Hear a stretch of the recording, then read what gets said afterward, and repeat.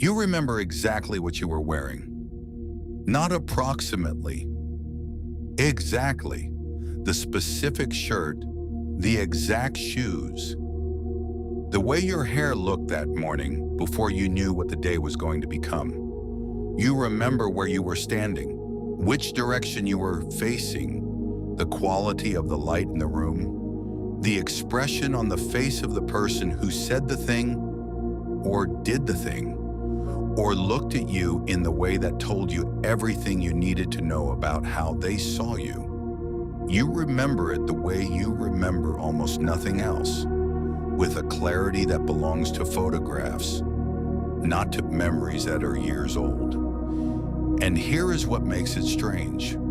You cannot remember what you had for lunch 3 days ago. You cannot remember the exact words of a conversation you had last Tuesday with someone you care about. You cannot remember the specific moment last month when something good happened, something that should have mattered, something that by any logical measure deserved to be preserved with at least as much precision as the bad thing.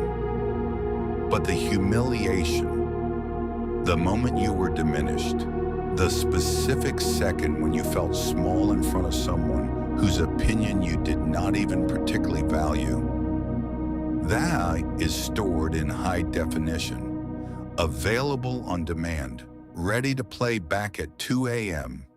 with full sensory detail, as if it happened this morning, and you have never understood why. Here is what is actually happening inside your brain. And I want you to understand this, not as a consolation, but as the literal neurological explanation for an experience you have been carrying without context. Your brain has a filing system, and that filing system is not organized by importance. It is not organized by what you consciously decide matters. It is organized by threat. Deep inside your brain, in a structure called the amygdala, there is a system whose entire purpose is to keep you alive. And that system has one rule. Painful experiences get priority storage, not because your brain is cruel, because for 200,000 years, the human beings who forgot dangerous experiences did not survive long enough to pass on their genes. The ones who remembered, in vivid, precise detail, exactly what preceded the pain, survived. And their descendants are you. So when you were humiliated, when you were diminished, rejected, made to feel invisible or stupid or not enough, your amygdala did not file that under embarrassing moments to eventually forget. It filed it under survival data. It flagged it, encoded it, attached emotional weight to it so heavy that the memory became almost physically impossible to lose. Neuroscientists call this emotionally enhanced consolidation. The more intense the negative emotion attached to an experience, the more deeply it is encoded into long-term memory, which means the worse the humiliation felt, the more permanent the record. And here is the part that should make everything click. Your brain does not distinguish between a threat to your physical safety and a threat to your social standing. Being humiliated in front of people registers in the same part of your brain as being chased by something that wants to kill you.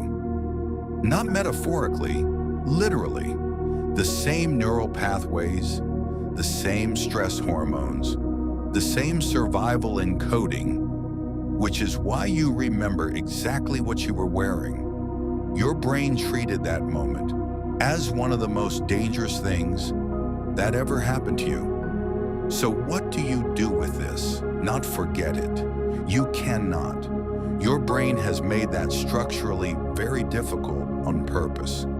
Not relive it on a loop and call that processing. That is not processing. That is your amygdala running the threat assessment again and finding the same result and encoding it one more time. One thing, you change what the memory means, not what happened. You cannot change what happened, but what it means about you. Because here is what your brain filed that memory as.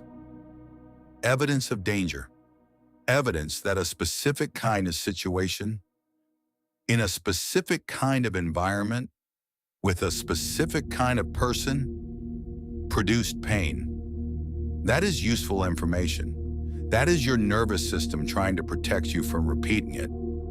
But somewhere along the way, the memory stopped being filed as that situation was dangerous and started being filed as I am someone that happens to.